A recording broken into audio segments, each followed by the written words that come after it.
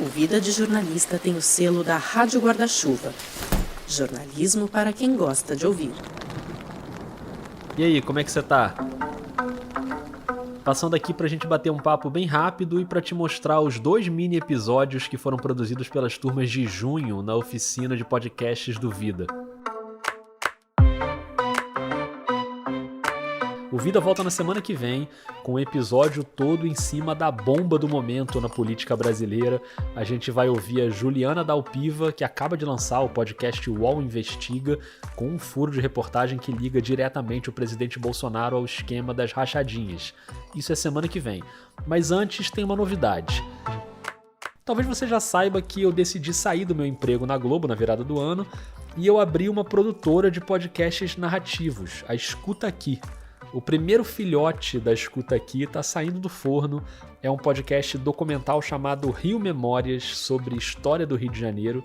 E nessa sexta agora, dia 9, vai sair o trailer em todas as plataformas. Na outra sexta, dia 16, sai o primeiro dos 6 episódios. E na véspera, na quinta, dia 15, vai ter uma live com a equipe contando os bastidores da produção. Então se liga aí nas redes do Vida, @vida_jornalista, você já sabe, né? E segue também a Escuta Aqui no Twitter e no Instagram, @escutaaquiáudio. E eu vou avisando por lá. Estou muito empolgado com esse momento, quero muito que você venha comigo nessa. Vamos para os episódios da oficina? Lembrando que as próximas turmas são em agosto, já tem uma lista de espera com mais de 30 pessoas, então se você quer participar, manda logo um e-mailzinho para podcastvidadejornalista@gmail.com, eu te dou um retorno e depois eu aviso quando eu abrir as inscrições nas próximas semanas. Nas turmas de junho, por coincidência, os 2 episódios que a gente fez foram em cima do mesmo tema, jornalismo nas periferias. E com 2 repórteres da agência Moral, tava uma em cada turma e elas foram as escolhidas pra gente entrevistar, e uma turma não sabia da escolha da outra, foi coincidência mesmo. Então a turma dos sábados produziu um episódio entrevistando a Gisele Alexandre, que faz o podcast Manda Notícias no Capão Redondo e tá cheio de história com os Racionais MCs nesse episódio, acho que você vai gostar. E vamos começar cronologicamente pela turma das quintas, que entrevistou a Ira Romão, que é a correspondente da Moral no bairro de Perus, e aí a gente volta no passado para lembrar a famosa fábrica de cimento do bairro, tem o trem passando, vários sons convidativos, até chegar no trabalho que a Ira faz hoje em dia. Foi um depoimento legal demais. Vamos ouvir?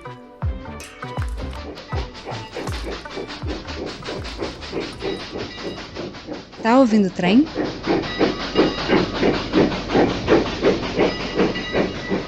A gente está no bairro de Perus, na zona noroeste de São Paulo, só que em 1976. Esse som que você está ouvindo é uma gravação original de uma Maria Fumaça chegando numa fábrica bem importante. Entre 1926 e 1987, existiu aqui em Perus uma fábrica de cimento. Essa é a jornalista e fotógrafa Ira Romão. Na década de 30, Perus chegou a produzir boa parte do cimento que era consumido em todo o país, né, em todo o território nacional. Perus é uma região que a Ira conhece muito bem. Ela mora e trabalha no bairro, como correspondente da Agência Mural de Jornalismo das Periferias. Aqui em Perus também está localizada a primeira ferrovia do estado, né, que era a Ferrovia São Paulo Highway, que ligava Santos a Jundiaí e que, além de transportar café, transportou também muito calcário da fábrica de cimento.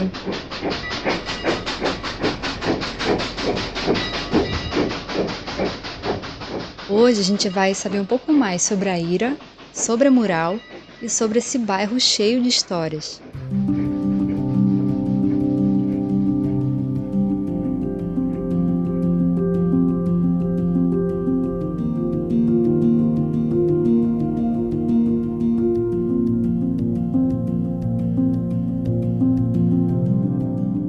Super acolhedor, que quando você chega nele assim, você se sente acolhido pelos moradores e envolvido por suas histórias, que inclusive são histórias que se relacionam diretamente tanto com a cidade de São Paulo, como também com a história do país, do Brasil, assim. A Ira conheceu de perto esse acolhimento. Eu sou uma pessoa que eu fui acolhida por esse bairro.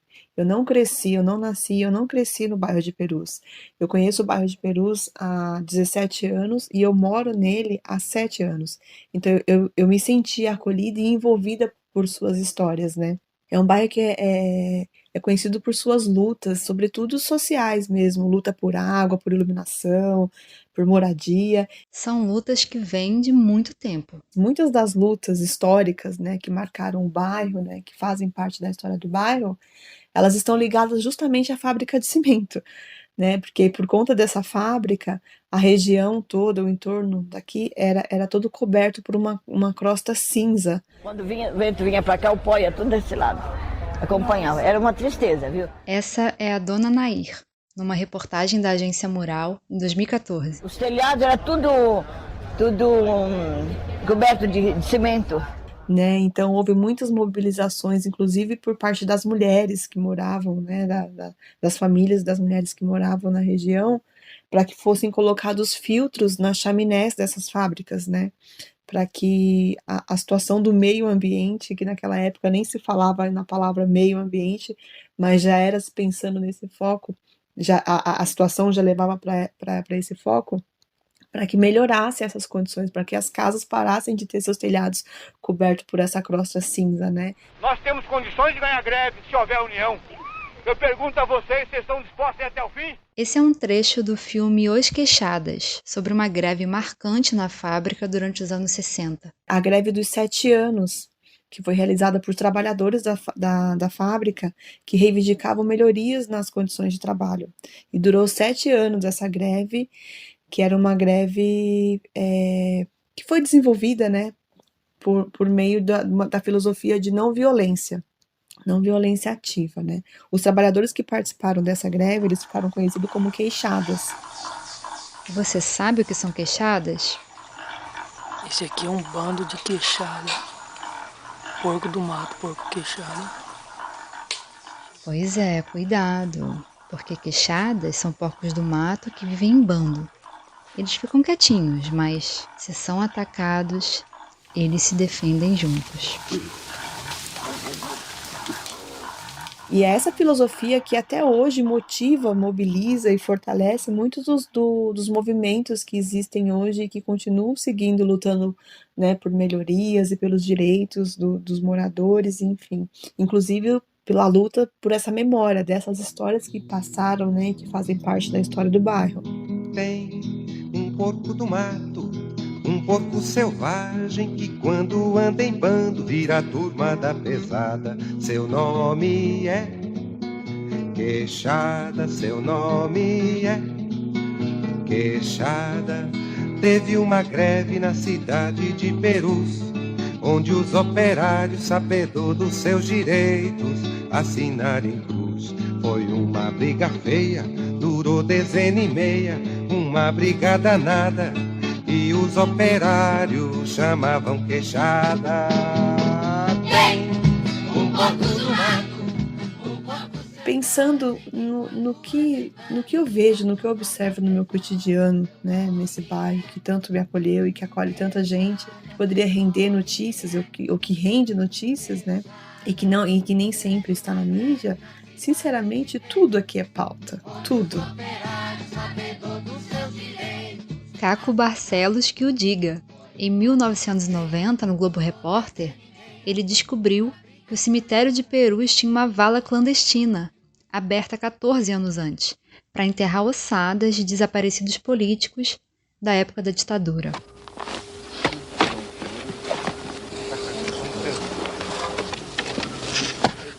Estes funcionários do cemitério de Perus estão começando a desvendar um grande mistério. Até hoje, este cemitério foi uma espécie de esconderijo perfeito, um marco silencioso de um capítulo trágico da história brasileira. Né, então temos aí também esse marco na história de Perus que é muito forte e que é um assunto também tão atual, diante de toda a situação que a gente vem vivendo, assim, tem se falado muito sobre essas questões, e aí a gente não pode não pode esquecer, né, desse fato histórico que é a vala clandestina de Perus. Esse foi um caso que rendeu cobertura da imprensa nacional, mas nem sempre é assim. São muitas coisas que a mídia acaba não vendo, assim, né? Pergunto para vocês, quantos de vocês sabiam dessas histórias, né? Desses marcos históricos relacionados a Perus? Você que está ouvindo, Você sabia? Pouco se fala dessas coisas, assim, não só de Perus, mas de tantos outros bairros, né, da periferia de São Paulo que acaba sendo esquecido mesmo, né, que acaba sendo sufocado por notícias trágicas, ou só trágicas, ou violentas, enfim, e esquecem de outras coisas, né, que movimentam a vida das pessoas que residem na periferia, né, as nossas vidas. É aí que entra o trabalho da Agência Mural, que cobre as periferias de São Paulo há mais de uma década. Aliás, a Mural ela surgiu, né, de uma iniciativa que deu origem ao blog Mural, que é hospedado na Folha de São Paulo desde 2010 e está lá até hoje. O site próprio da agência ele só foi lançado em 2015 e ao longo de todo esse período a Mural ela já realizou e participou de muitas parcerias com produção de conteúdos em diferentes mídias. São parcerias que já renderam projetos muito bacanas, né? E aí não importa se o termo é jornalismo local, jornalismo periférico. O que eu posso dizer é que o que a Mural faz é jornalismo. O que os correspondentes praticam é jornalismo, com foco na cobertura local, com foco nas periferias, né? Nós, como correspondentes dos nossos bairros, levamos as informações do cotidiano, da realidade, daquilo que a gente vê e que a gente também vive. E isso vai de acordo com a missão jornalística da Mural, que é minimizar as lacunas de informação e também desconstruir os estereótipos sobre os territórios periféricos, sobre os moradores das periferias, que acaba sendo veiculado aí pela mídia tradicional que não tem esse contato que nós temos, né? Que não tem esse olhar que nós temos como correspondentes, como os moradores que somos, né? Moradores fazendo jornalismo de dentro da periferia. Acho que também é importante frisar que mais do que trazer informações sobre as periferias, nós trazemos informações também para a periferia, né, para os moradores. Ao longo de 2020, por exemplo, onde nós focamos a nossa produção de conteúdo na pandemia, né, no desenvolvimento do que estava acontecendo em função do coronavírus, a gente trabalhou de maneiras diferentes de como trabalhar o nosso conteúdo para poder levar essas informações, né, com confiança, com qualidade, aos moradores das periferias também. A gente fez muito isso por meio do podcast Em Quarentena. Oi, eu sou Ira Romão e estou em Quarentena, o podcast criado pela Agência Mural de Jornalismo das Periferias. E hoje a gente volta no tempo para relembrar os melhores momentos de tudo que rolou por aqui. Não sei se você lembra, mas o Em Quarentena foi o podcast que nós, da Agência Mural, criamos no começo da pandemia, para informar, trazer histórias e relatos sobre e para as periferias nesses dias de crise. Informações de como estava sendo, o que estava acontecendo no transporte, na saúde, as orientações de como se cuidar, de como se manter seguro. Enfim, foi bem intenso mesmo toda essa cobertura e esse foco em sempre estar orientando. Nós também, inclusive, ao longo desse período, combatemos muita desinformação por meio, inclusive, do Em Quarentena, trazendo sempre a informação correta para que as pessoas soubessem do que estava acontecendo, não caíssem, né, na desinformação aí, ficasse por isso mesmo. A gente sempre tentou combater informações que a gente sabia que não eram verdadeiras e que poderiam prejudicar ainda mais, né, todas as dificuldades que já existem, né, dentro dos nossos territórios.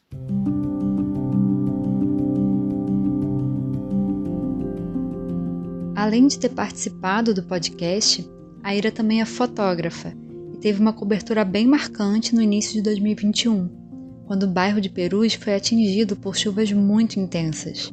Já tinha acontecido em 2018, quando morreu um morador, e agora aconteceu de novo.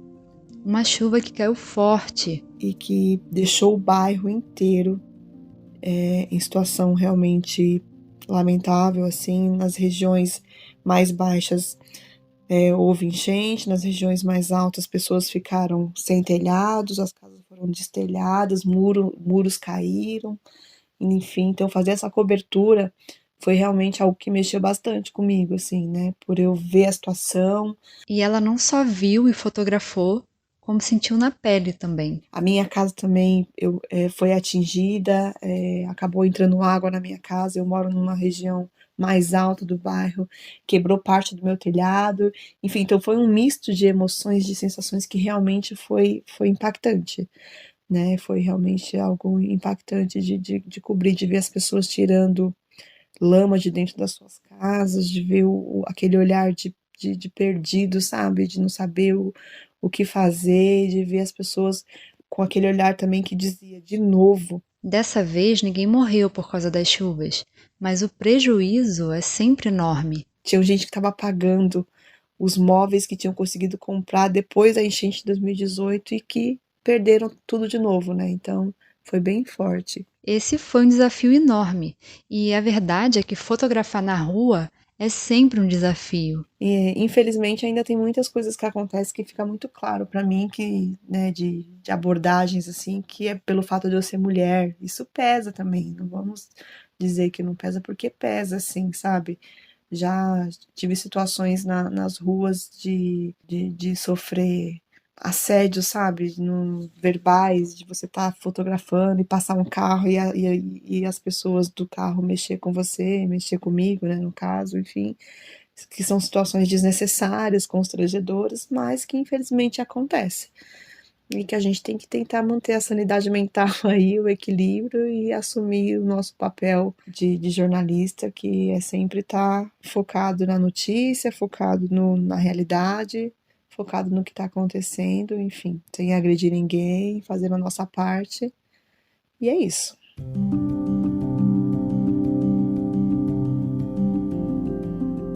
É isso, Ira. Muito obrigada por dividir com a gente essas experiências e parabéns pelo seu trabalho. Também agradeço a você que ouviu até aqui. Eu sou a Clara Machado, trabalho no Instituto Juruá, uma ONG que atua na Amazônia. Esse episódio foi produzido durante a oficina de narrativa em áudio do Vida de Jornalista. A entrevista com a Ira foi feita em conjunto pela turma. E o roteiro é de Jane Pacheco, Laura Intrieri, Lucas Paz e Rodrigo Alves, a partir das conversas durante as aulas. Obrigada e até a próxima!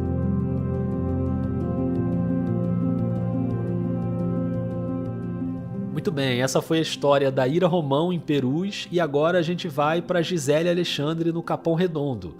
Bora receber Mano Brown aí nesse fone de ouvido? Vamos lá.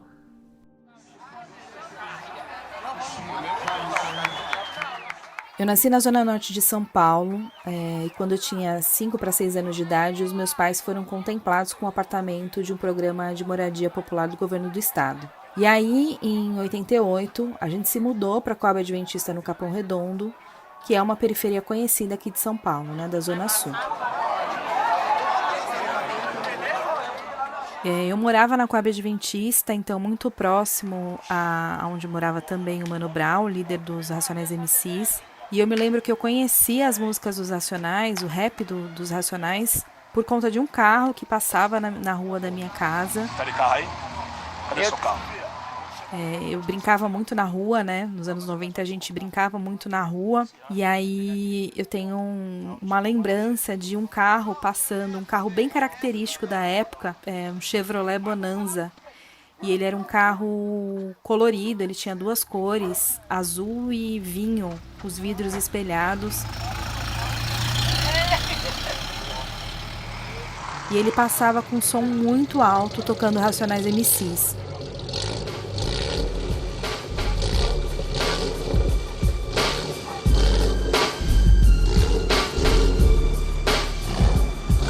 Chegou fim de semana, todos querem diversão.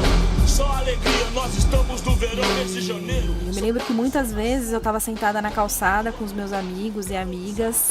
Eu tinha por volta de 13 anos, mais ou menos. E eu ouvia aquela música sem entender muito bem o que era aquilo, né? O que aquilo representava. E aí foi ouvindo, então, as músicas que saíam desse carro, que depois eu fui descobrir que era um carro que o grupo usava nos clipes. Eu me lembro de Fim de Semana no Parque, talvez a primeira música que me fez conectar a narrativa daquela história com a minha vivência na periferia, né?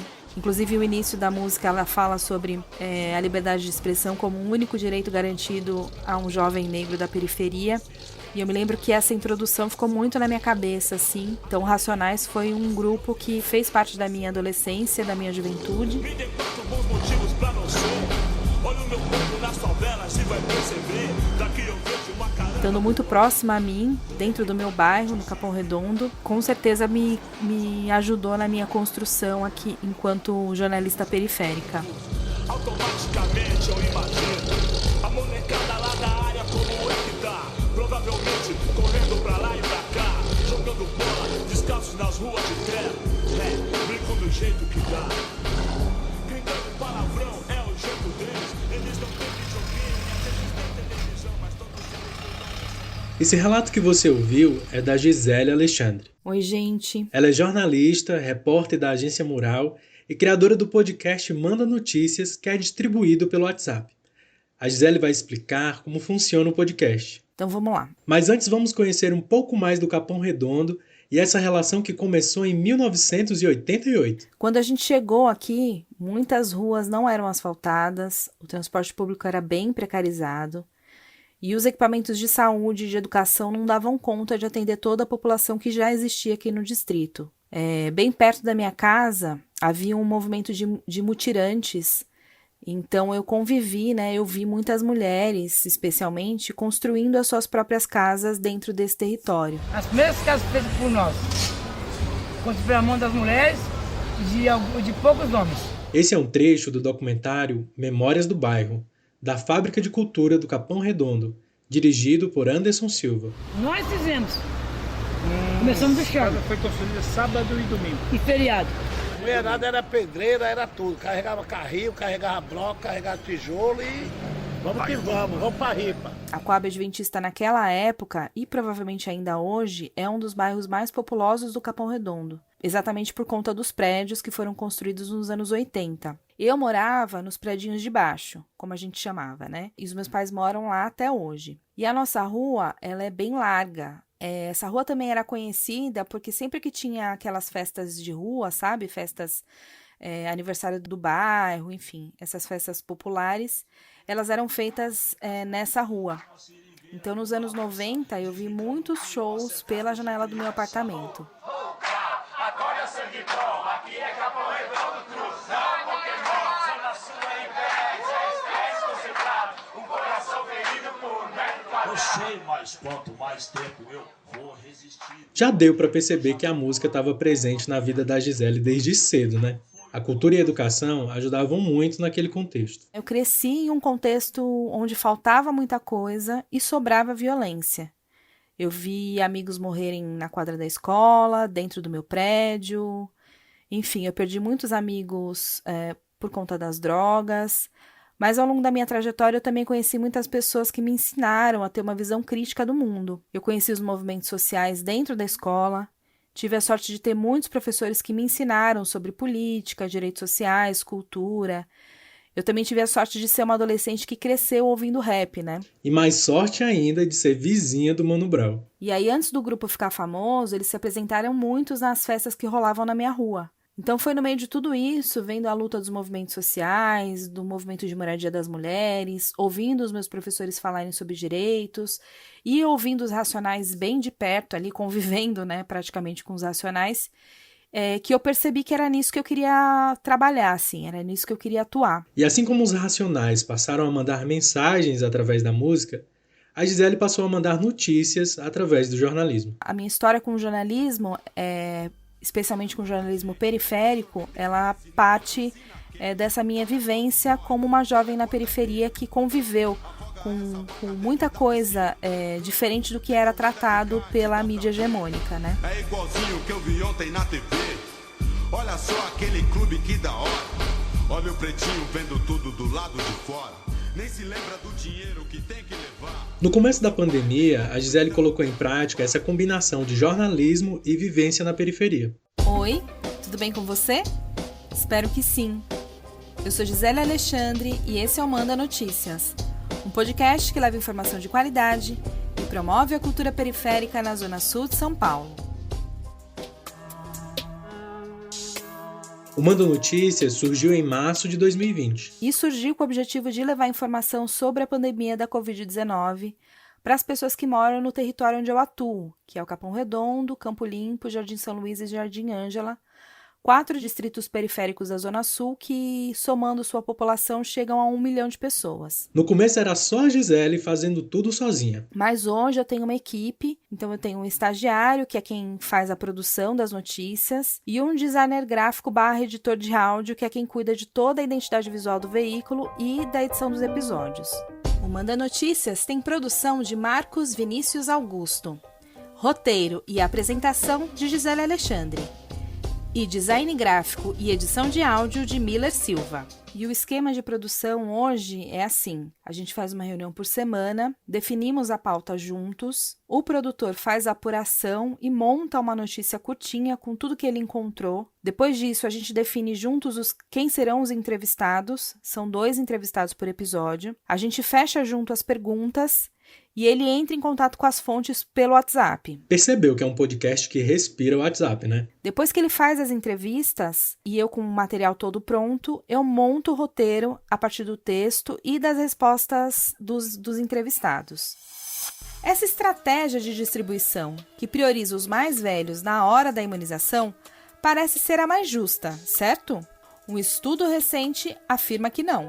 Desde o começo, aqui na cidade de São Paulo, se adotou um critério, seguindo o Plano Nacional de Vacinação, de vacinar, de usar como principal critério o critério de idade. Já era previsível que esse critério ia gerar muita desigualdade, porque é sabido nas ciências sociais, é sabido nas ciências humanas, é sabido o Estado, e muita gente já sabe aí, porque tem uma ampla divulgação pela imprensa, que existe uma desigualdade na expectativa de vida entre as regiões, entre bairros da cidade de São Paulo. Essa que você ouviu é a Gisele Brito.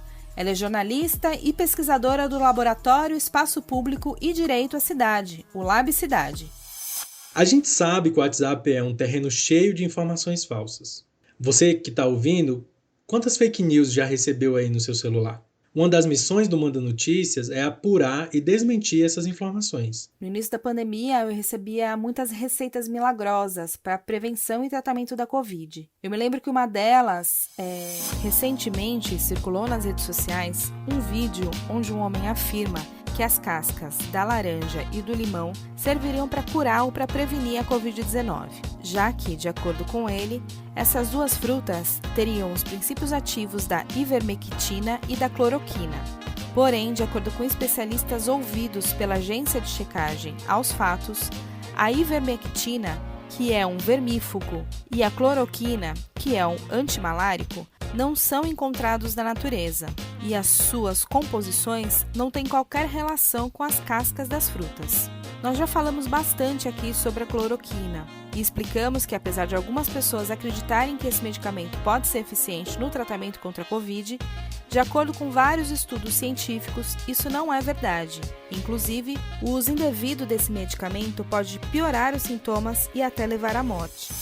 Essa foi uma fake news que circulou muito e que eu recebi de várias pessoas e desmenti no Manda Notícias. E para convencer as pessoas de que a checagem está correta, a apuração é fundamental, mas a qualidade do áudio também é muito importante. Acho que vale dizer, que o Manda Notícias ele foi criado para concorrer com as fake news que circulavam no WhatsApp. Então, eu sempre tive muito cuidado com a produção e edição do áudio, mesmo antes de pensar que ele poderia se tornar um podcast para as plataformas digitais. Eu queria que as pessoas soubessem que aquele áudio que ela estava recebendo não tinha sido feita de qualquer jeito, como normalmente o áudio produzido para quem quer desinformar é. Eu sempre quis reforçar que o conteúdo passou por um processo de apuração, checagem, e que eu me preocupava com a qualidade daquele áudio enviado. A Gisele falou sobre as plataformas e dá para achar o podcast nos aplicativos. Mas ele também chega nas pessoas de um jeito mais direto. A distribuição do Manda Notícias é prioritariamente feita por lista de transmissão no WhatsApp. Eu comecei com uma lista de transmissão no meu número pessoal, tinha pouco menos de 200 números, e hoje a gente tem mais de 600 contatos. Em todo episódio que eu lanço, eu divulgo o número do podcast e digo para as pessoas que querem receber o conteúdo por WhatsApp me mandar uma mensagem. E você também pode receber esse conteúdo diretamente no seu WhatsApp. Para fazer parte da nossa lista de transmissão, é só enviar uma mensagem para mim no número 11 9 8336 0334. Quando um novo ouvinte me manda uma mensagem, eu tenho uma resposta automática pedindo para que ele envie o nome. Daí eu salvo o nome e o número dele nos meus contatos e coloco já em uma das listas de transmissão. Milhares de casas amontoadas, ruas de terra, esse é o morro, a minha área me espera. Gritaria na feira, vamos chegando! Pode crer, eu gosto disso, mais calor humano. Na periferia a alegria é igual, é quase meio-dia, a euforia é geral. Esse contato direto com ouvintes gera muitas respostas e deixa claro como o podcast é importante. Isso me deixou muito motivada para continuar e seguir em frente. Então conta pra gente uma dessas histórias, e olha que são muitas, viu? Mas eu acho que a mensagem que mais me emocionou foi quando uma ouvinte me mandou um elogio e me pedia autorização para usar os meus áudios nas aulas. Ela dizia que ela era professora e achava a maneira como eu dava a notícia muito diferente e que ela queria dividir isso com os alunos dela. Eu fiquei muito feliz e muito emocionada, porque eu acho que eu estou cumprindo o meu papel, recebendo uma mensagem dessas, eu sei que eu estou cumprindo o meu papel. A prova de que a Gisele está cumprindo o seu papel é que já diminuiu o número de fake news circulando na comunidade. Antes, toda semana, alguma pessoa me mandava uma fake news e pedia para eu checar. Assim, era toda semana. Eu espero que essas pessoas não estejam mais me enviando tantas notícias falsas, porque elas acreditam nas notícias que eu envio semanalmente, né? E aí elas dão mais atenção para as notícias que eu envio do que para as notícias falsas que outras pessoas encaminham. Eu espero que seja isso. Estou a 1 hora da minha quebrada, logo mais quero ver todos em paz. 1, 2, 3 carros na calçada. Obrigado, Gisele, e parabéns. Agradeço também a você que ouviu até aqui. Além do Manda Notícias, dá para acompanhar a Gisele também na Agência Mural, onde ela é correspondente no Capão Redondo. A música do episódio é Fim de Semana no Parque, dos Racionais MCs. Você também ouviu trechos do vídeo Mano Brown dando rolê no Capão Redondo, de Fábio Pereira. Eu sou Lidomar Nepomuceno, do podcast O Hebreu, e esse episódio foi produzido durante a oficina de narrativa em áudio do Vida de Jornalista. A entrevista com a Gisele foi feita em conjunto pela turma e o roteiro é de Camila Xavier, Gabriela Brumati, Cristiane de Cássia e Rodrigo Alves. Obrigado e até a próxima. Estão indo ao parque, eufóricos, brinquedos eletrônicos. Automaticamente eu imagino a molecada lá da área como é que tá. Provavelmente... Beleza, adorei trabalhar com essas duas turmas em junho. De novembro pra cá, já foram 10 turmas com quase 300 alunos. E é sempre uma experiência diferente em cada turma. Não vejo a hora de chegar a agosto para começar tudo de novo, conhecer os alunos novos. E se você quer entrar nessa, vai ter turma às quintas e turma aos sábados. São 4 aulas de 2 horas e meia cada, tudo online. O valor da inscrição é R$200 ou R$150 para os assinantes do Vida lá no Catarse ou no PicPay. Para garantir a vaga, manda agora um e-mail para podcastvidadejornalista@gmail.com que eu já te coloco na lista de espera, beleza? E não esquece, sexta-feira agora tem trailer do Rio Memórias, semana que vem estreia o podcast, também na sexta, dia 16, e quarta que vem, antes disso, tem Juliana Dalpiva no Vida. Um beijo, um abraço e até mais. Fim de semana no Parque Santo Antônio.